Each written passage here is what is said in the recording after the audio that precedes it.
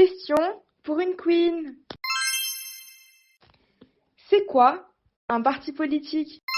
Un parti politique est un groupe de personnes possédant des idées politiques communes réunies en ce qu'on appelle des associations depuis la loi de 1901.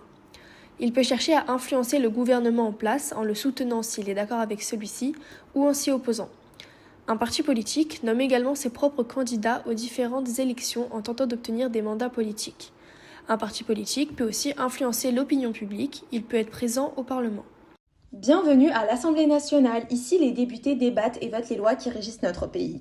Jetons un œil à l'organisation des sièges. On commence à gauche avec les députés de la France Insoumise, le LFI. Ils occupent cette partie de l'hémicycle. Juste à côté, on retrouve les élus du Parti Socialiste et des écologistes.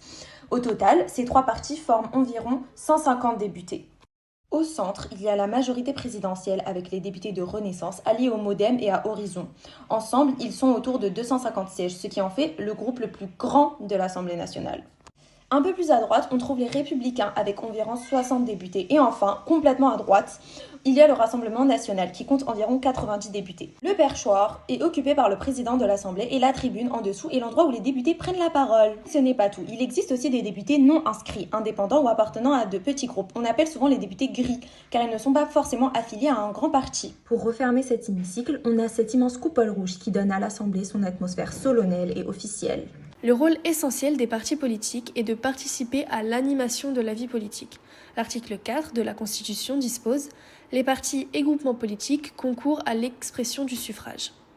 De manière plus précise, les partis remplissent deux fonctions. La première, ils sont les intermédiaires entre le peuple et le gouvernement. Le parti élabore un programme présentant ses propositions qui, s'il remporte les élections, seront reprises dans le projet du gouvernement.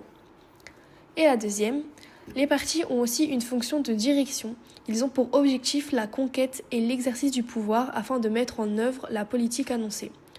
Si dans les régimes pluralistes, où il existe plusieurs partis, la conception traditionnelle est que le pouvoir exécutif est en charge de l'intérêt national indépendamment des partis, ceux-ci assurent bien la conduite de la politique nationale par l'intermédiaire de leurs représentants au gouvernement et dans la majorité parlementaire.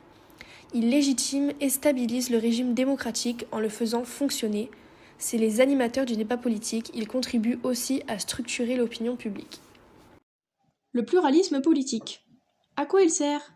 En sciences sociales, le pluralisme est un système d'organisation politique qui reconnaît et accepte la diversité des opinions et de leurs représentants. Et en France ? En France, le pluralisme politique est un objectif de valeur constitutionnelle. Il est une condition de l'exercice du droit de suffrage en lien avec la libre communication des pensées et des opinions, mentionné par l'article 11 de la Déclaration des droits de l'homme et du citoyen de 1789.